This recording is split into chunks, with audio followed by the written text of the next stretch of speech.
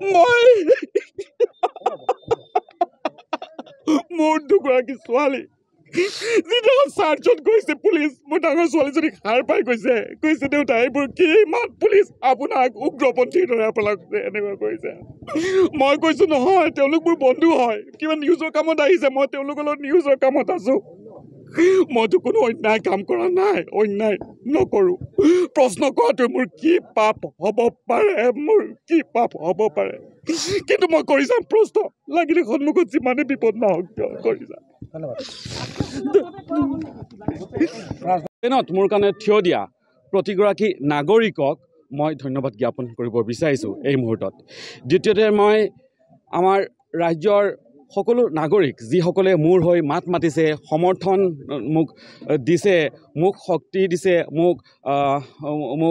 নৈতিকভাৱে সমৰ্থন আগবঢ়াইছে সকলোকে মই ধন্যবাদ জ্ঞাপন কৰিছোঁ আৰু মোৰ কাৰণে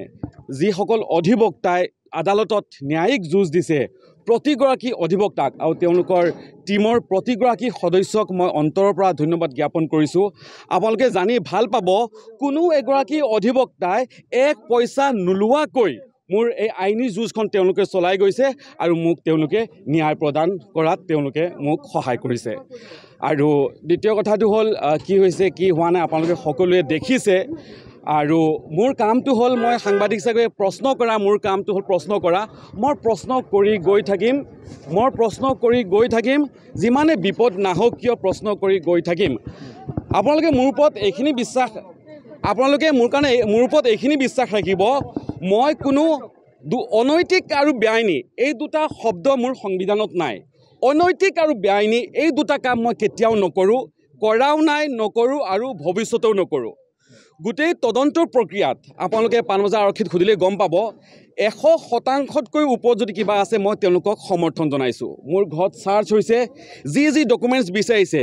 ইভেন মই উলিয়াই লৈ ইয়াতে আৰু অলপ ডকুমেণ্টছ আছে এইখিনিও চাই লওক বুলি কৈ চব দি দিছোঁ তেওঁলোকে জব্দ কৰিছে ডকুমেণ্টছখিনি মোৰ স্কুলীয়া চাৰ্টিফিকেটৰ পৰা আৰম্ভ কৰি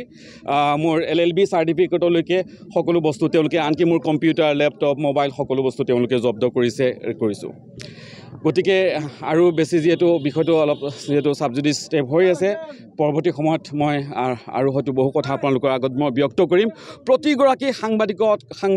সংবাদকৰ্মী সংবাদসেৱী সংবাদদাতা প্ৰতিগৰাকী সংবাদ গোষ্ঠীৰ লগত জড়িত ব্যক্তিক মোৰ পৰা আন্তৰিক মই ধন্যবাদ জ্ঞাপন কৰিছোঁ আপোনালোকে মোক যে ইমান সমৰ্থন দিছে মই মোৰ দুগৰাকী ছোৱালী যিদিনাখন চাৰ্চত গৈছে পুলিচ মোৰ ডাঙৰ ছোৱালীজনীক সাৰ পাই কৈছে দেউতা এইবোৰ কি ইমান পুলিচ আপোনাক উগ্ৰপন্থীৰ দৰে আপোনাক এনেকুৱা কৰিছে মই কৈছো নহয় তেওঁলোক মোৰ বন্ধু হয় কিবা নিউজৰ কামত আহিছে মই তেওঁলোকৰ লগত নিউজৰ কামত আছো মইতো কোনো অন্যায় কাম কৰা নাই অন্যায় নকৰোঁ প্ৰশ্ন কৰাটো মোৰ কি পাপ হ'ব পাৰে কিন্তু মই কৰি যাম প্ৰশ্ন লাগিলে সন্মুখত যিমানে বিপদ নহওক কিয় কৰি যাম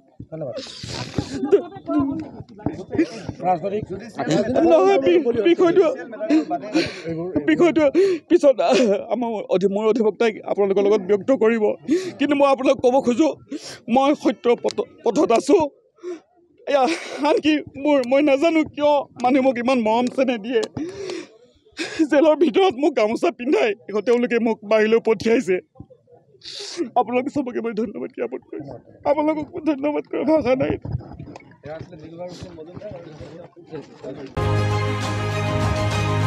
স্পষ্ট, the clear message.